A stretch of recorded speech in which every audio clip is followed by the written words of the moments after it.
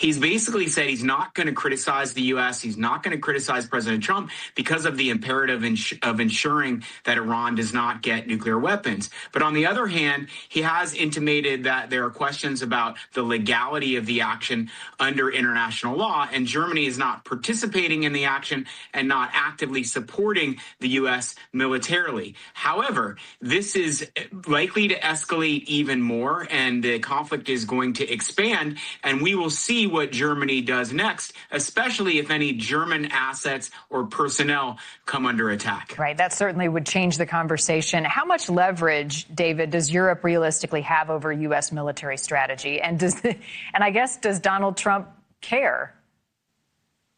Well, I think Europe has some leverage on matters related to NATO and to the defense of the NATO countries and to issues related to Russia, which is NATO is mainly set up to defend against. With respect to the actions against Iran, I think Europe has a lot less influence. The U.S. obviously didn't consult with Europe, or at least didn't get consent from its European allies before they started this operation. The U.S. is working very closely with Israel. Israel is also an ally of Europe, so Europe can exert some influence on Israel and the U.S., but it's unlikely to be strong enough to get the U.S. or Israel to change direction or strategy.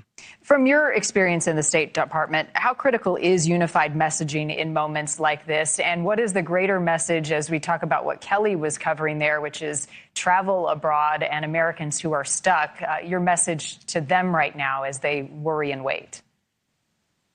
Well, I would say that it's very important to have a unified message and for there to be an alliance behind these actions against Iran. The more countries like our allies in Europe criticize what the U.S. is doing, the more we might lose the legitimacy among the people on the street, especially in the Middle East. I would note, however, that because Iran is attacking many of the Gulf countries, that has caused them to side with the U.S., whereas if Iran had not attacked them, then perhaps they would also be looking at the U.S. more skeptically.